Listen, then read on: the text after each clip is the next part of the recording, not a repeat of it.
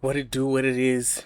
It's your boy AyTee, and we're back again. It's another Music Monday, and today I want to talk about something that's very, I guess, it's a little sad, but it's still, I think, something that needs to be talked about, and that is fumbling an opportunity, or what do you call it? Fumbling opportunity, missing your shot. Eh, there's so many terms you can use for this, but for me personally, I felt like there were certain highlights in my music career that I felt like I fumbled the opportunity. And I felt like this was the time for me to have grasped something, but because I always put excuses in front of it, because I don't like to blame people, but I think I always put excuses in front of it. Plus, I felt like I always felt inadequate to an extent. So when things happened, I was always so surprised, right, that it's happening to me. And that's how some of these opportunities came and went. But today we're just gonna play a few songs that were very, very good opportunities for me, and kind of explain the mindset behind that. I think the first opportunity that I got was this project we're seeing right here. This is Jaw. This was the first EP that I dropped after becoming officially serious with music. At this point in time, we had just opened up a studio called Pride Rock. Someone had just found me, discovered me, and they were like, yo, I'm trying to open up a studio. I need someone to run it, be the studio manager. And I started running it. And during all those long days when there's no one coming for sessions, we're not really getting money coming through, I decided to create this project, sort of like a way to promote the EP, but at the same time, a way to kind of promote the stable, or the record label, for lack of a better term. And this project was really good, man. Like, I had put some of the hardest people that I felt like were dope at the time, and it was just a few. We had, now known as Don Jovi, back then was Terry Shan or T Shan. We had Brad, or Boy Brad. He was on a group called Dem Boys, which was dope back in like the early 2010s. I also had Karma on it. Karma was one of the leading artists for a record label called Mix Masters, which we will get into a bit later. But yeah, I think this song kind of broke me out. The song was on Dat Piff. If you remember Dat Piff, it's where you could get all the best mixtapes. It played a couple of times on radio, CFM. I never got access to Star FM back then, but this was definitely one of the chances I felt like I could break out. The song's called Ghosting. It's featuring Karma, and yeah, I'm just gonna play a little bit and then we keep it moving.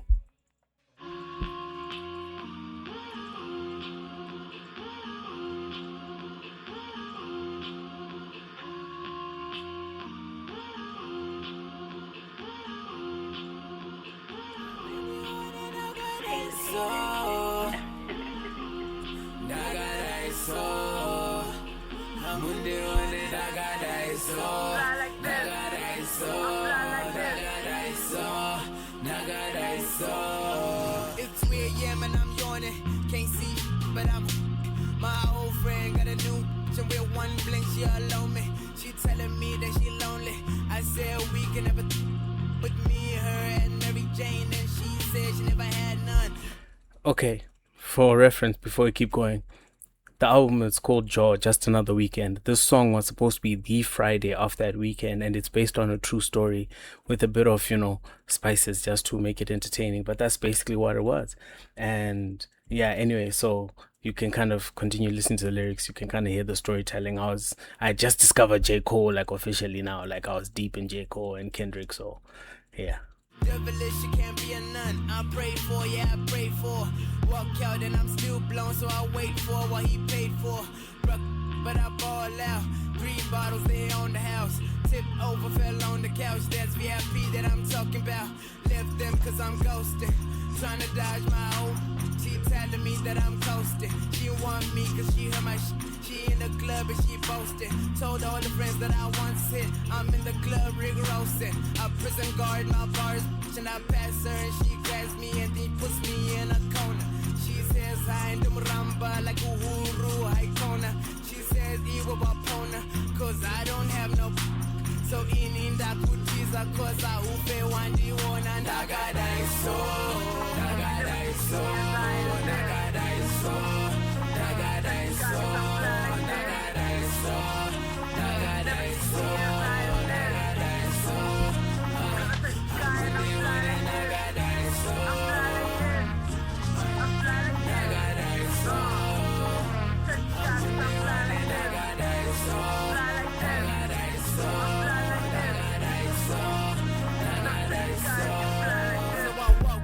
Yeah, man. I really enjoyed that that song. Like even creating it was dope because it was at a time where I didn't have instruments and I wanted to start implementing, live sound in my stuff. So you can hear a lot of congas, some faux trumps, faux saxophone in there, some really good bass. Just the whole rhythm of it was dope. And then I sampled a really good song that I enjoyed and I put it together and I just told the story. But yeah, during this time, like it was like I felt like this song was gonna break me out. It was now playing on radio, and then I just kind of slowed down because we didn't have equipment to shoot videos back then. So I was like, I really wanted to have a proper video for this, and it just never came to fruition. But somewhere down the line, I met one of my now then closest friends, Rebel, and we shot another song with some of the homies as well. This one's called Red Cup, and I felt like I ended up sidelining ghosting to put Red Cup because Red Cup was a fun song, and because of the situation of having a camera but not having all the elements I want in a music video, let's do something that's a little fun. So yeah, I'm going to play Red Cup for you just a little bit so you can understand what the vibe was like.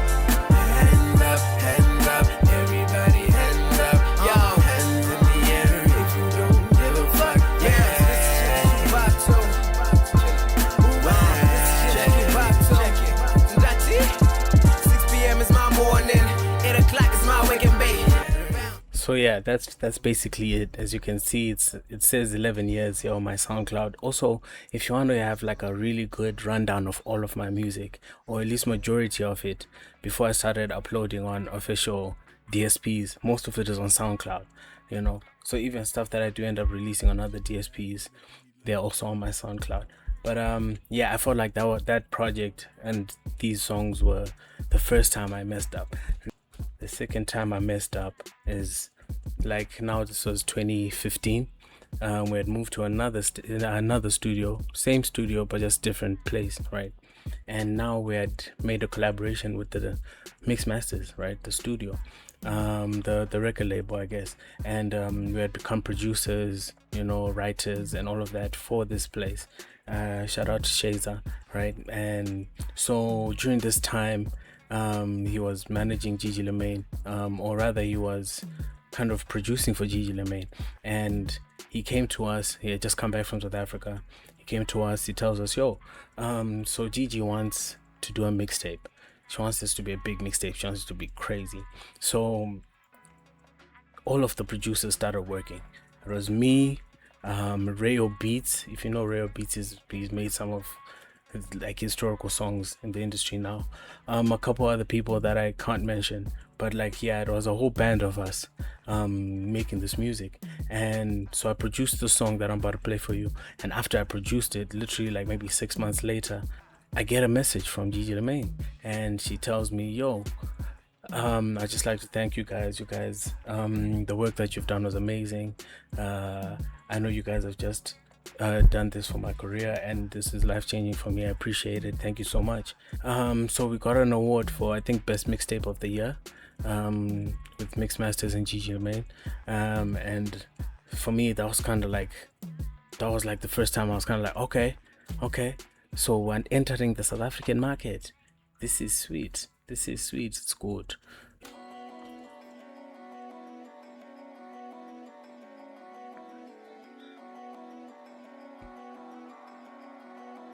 AyTee back on the beat like bang. I love you, daddy. I need you, daddy. Oh, I love you, daddy. I need you, daddy. Oh, will I ever find you? Are you still there? Will I ever find you? Are you still there? Will I ever find you? Are you still there? Will I ever find you? Are you still there? I feeling so sick, I got some daddy issues, feeling so sick. I got some cancer issues, Black Panther issues gone.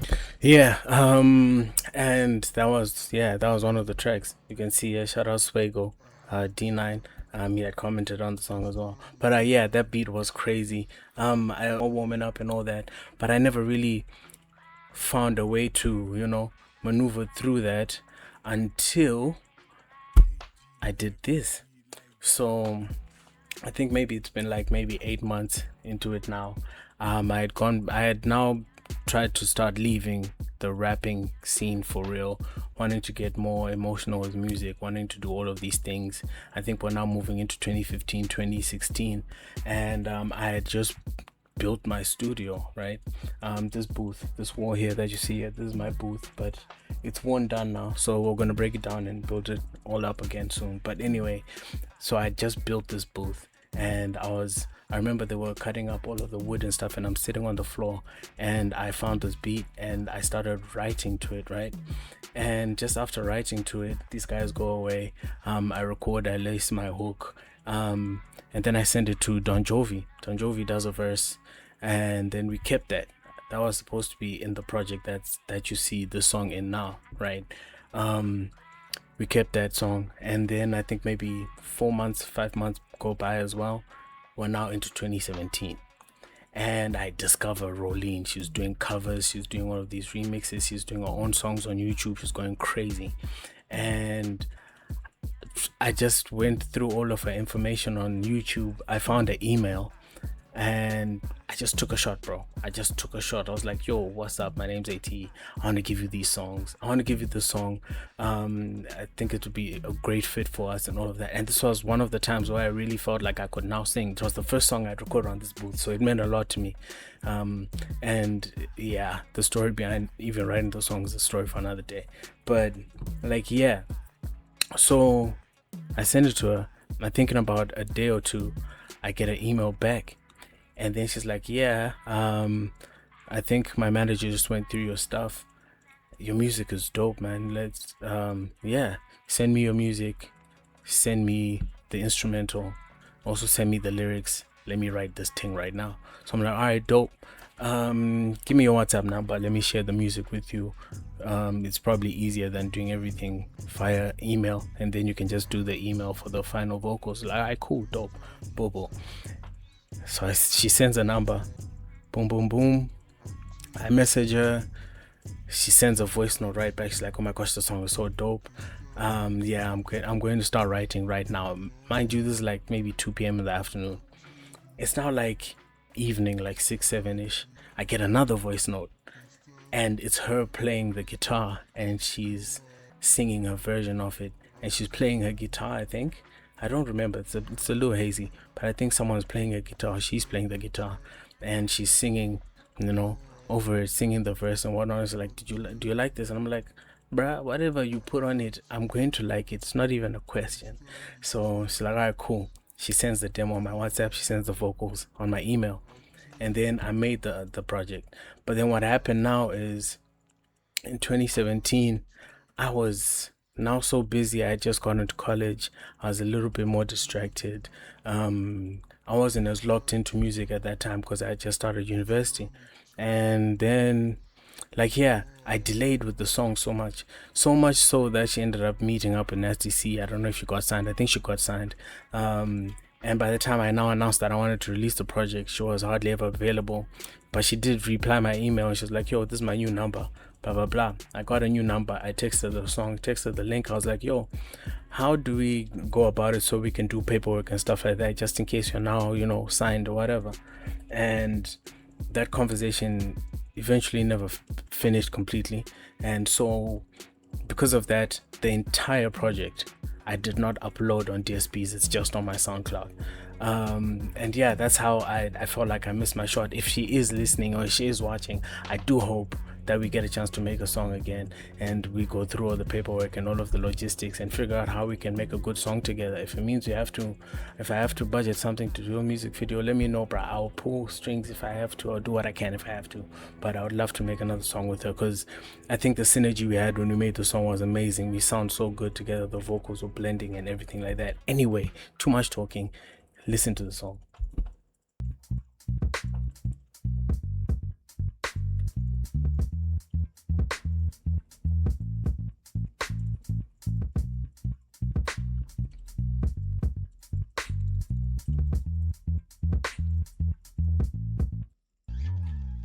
Baby girl, I know I hurt ya.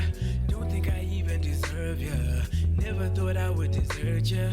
But here we are, writing these songs just for you now. I know we'll never be cool now. And my whole world just a room now. You know. Everything I did for you is something I wanted to do. Nothing is short of the truth. Believe me. Girl, I was hungry for freedom. All of these girls, I don't need them. Just look at the way that I treat them. I need you right now. You wanna lead me now to a better place. I know you're down now. I see it in your face. You wanna leave me now. I know you need your space. I hope you remember your heart was once my place. I know one day you'll come back to our love, to our love, to our love, to our love. I know one day you'll come Now listen to her. Listen to her. back to our love, to our love, to our love. It's crazy how you pull me in. Don't play yourself, don't pretend. Take a second. We both know that love is reckless. We fucked around, that's why we're senseless. But here we are, gone too far, too many lessons learned. Here we are, back again, 'cause memories don't burn. But I can't just walk away, 'cause there's still so much to say. You wanna lead me now to a better place, and I know you're down now, I see it in your face. You wanna lead me now, I know you need your space. Right, so from I Know You Will, I think the next time that I felt like I fumbled for real was African Queen. So about African Queen, one of the homies he's a Zim guy, but he was in the UK at the time. It was like 2017, 2018-ish. I'm not sure. It's like, I want us to make a song. And so he sent me this very UK Afro swing song and whatnot, this beat. And he was like, yo, just write a hook, write a verse, and let's get it popping. So I did that. It's like evening, right? It's like evening, maybe 6, 7-ish. I sent it to him. By morning, like early morning, he had sent me both his verses. So he wanted me to mix and master the track as well. I ran that in like 2-3 days, and then we uploaded it straight. So this song ran for maybe like 3 months, maybe 4 months, and during that time we did so well. I want you to see this. So look at this. This is just iTunes match. This is people hearing it on YouTube and then Shazamming it, and then it matches on their iTunes, or people that bought it as well. All right, at the time. And look at this. This is one page, made $10. Grand total is $820. Right. This is just from this one page. I think all the pages is roughly maybe 15-20 pages of just streams over the years. Right. So essentially it got taken down. It got taken down because I think something went amiss between him and the producer. Paperwork wasn't filed properly, licensing wasn't done properly. But at that point I thought, well, what? Anyway, let me play the song for you.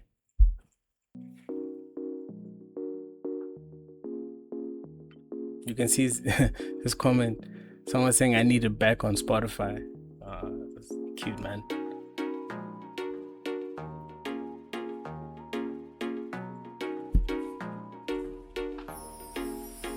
That's it.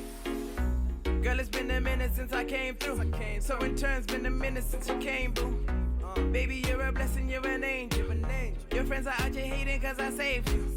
I understand that love can be so painful, but I'm a real G, I keep that stable. Now go on, baby, look into my haze. I'm trying to put it on the table. Shawty got me all in my feelings, yeah. I'm all the way up to the ceiling, yeah. I'm in no trouble, why you talk on TV, yeah. Up on night, baby, need a TV, yeah. I'm on the grind, what it look like. Roll a couple jets, we can have a good flight. Keep it on the low till the mood's right. We'll be walking on the aisle wearing pure white. Yeah, your body move like the ocean. Girl, you're the one that's in my dreams. You're busy causing commotion. Baby, I'ma put you over and be your only lover.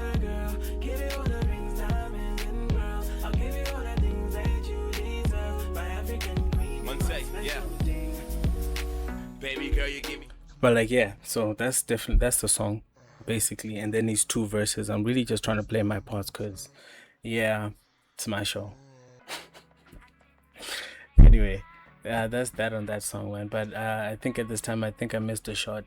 If this song had kept going, I think eventually people are gonna demand more of this sound, demand more of this texture from me. Of which I did make these type of songs, but they never really crossed over into multiple places as much as this did, because it was hitting all the way in Lithuania, all the way in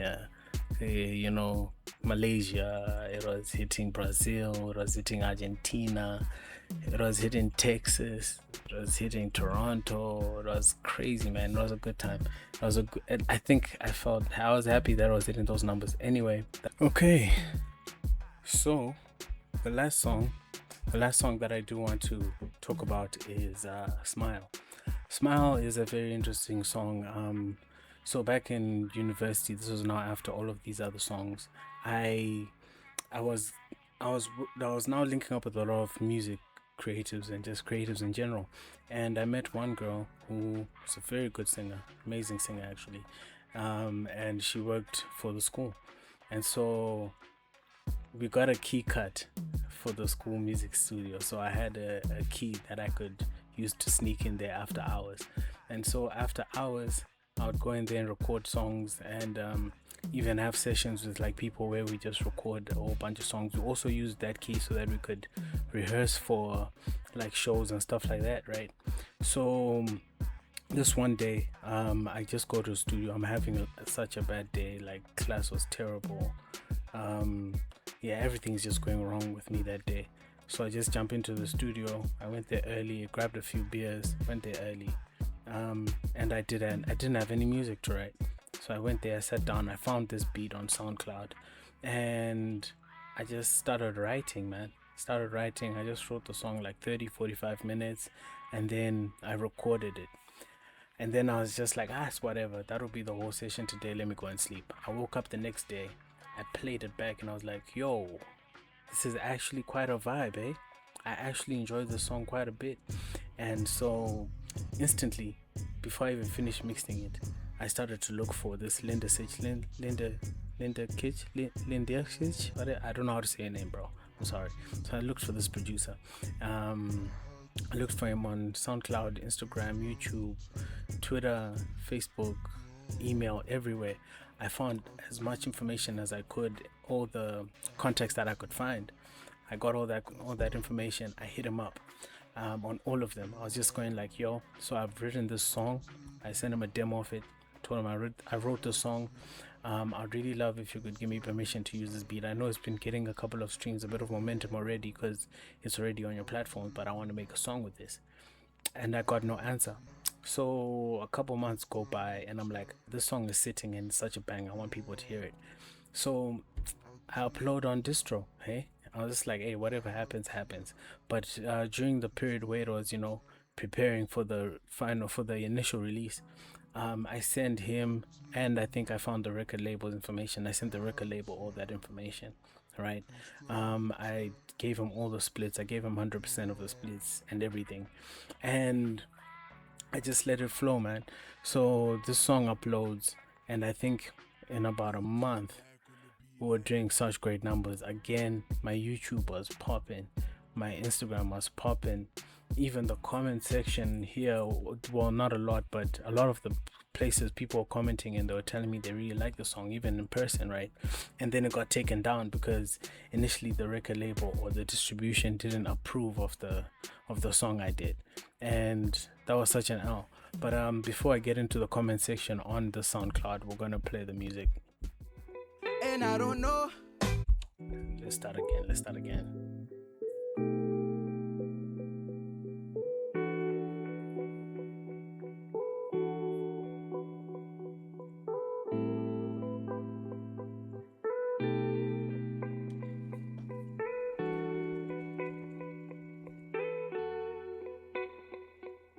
And I don't know what's got you down. I don't know what gave you that frown. But baby, would you look around, see the beauty that God has made?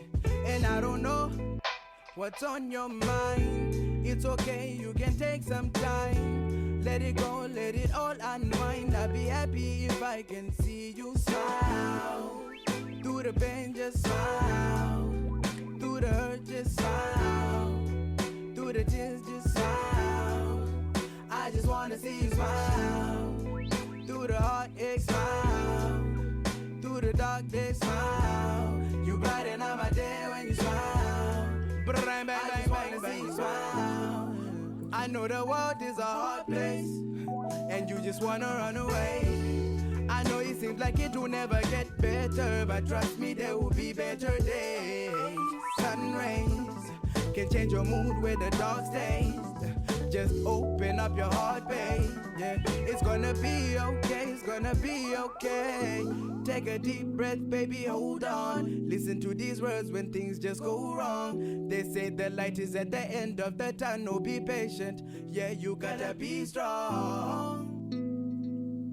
They say the light is at the end of the tunnel, you gotta be strong. Until you know what's going on, what's going on. And I don't know what's got you down. I don't know what gave you that frown. But baby, would you look around, see the... But yeah, that's basically the gist of the song. After that, it's just the hook going onwards. But like, I really like that song. It was such a positive song, you know. So I really felt like I fumbled here. I fumbled here because had I been given approval correctly, if I had just been a bit more patient, if I had gotten approval from the producer, from the distribution, from the record label that were doing all of this stuff, would have gotten a good song on our hands, a song that could have been generational, you know what I mean? Because again, it paid me. This one only got me like $100 before they took it down, but the momentum was building and it was shifting my sound as well, because I wanted to make more, you know, wholesome music, stuff that people of all ages can listen to, but not only be restricted to Zimbabwe and all of that. So it just, yeah, I felt like that was truly one of the last times that I fumbled. But let's go into the comments. I'm gonna show you one of the comments. This song is my happy place, voila. So you know what I mean? And I was like, this made my year. I'm so glad I made this song. So like, this was like last year, bruh. So I like, people still listen to it, they still stream it here and there, and I'm so happy that they do, because it means a lot to me. And then he replies, he goes, you're curing humanity one soul at a time. And yes, that was the goal. And then there's this girl really, she put a different perspective to the whole music that I was doing, because she was like, your music is always giving me life and kept me from giving up. I know I keep telling you that, but I'm going through a lot, and this song is helping a lot. And so she initially sent me a DM on SoundCloud right there. She sent me a DM and she was like, yeah man, your song is amazing, thank you so much. I was literally knocking on death's door. I was at the point of retiring life, you know what I mean?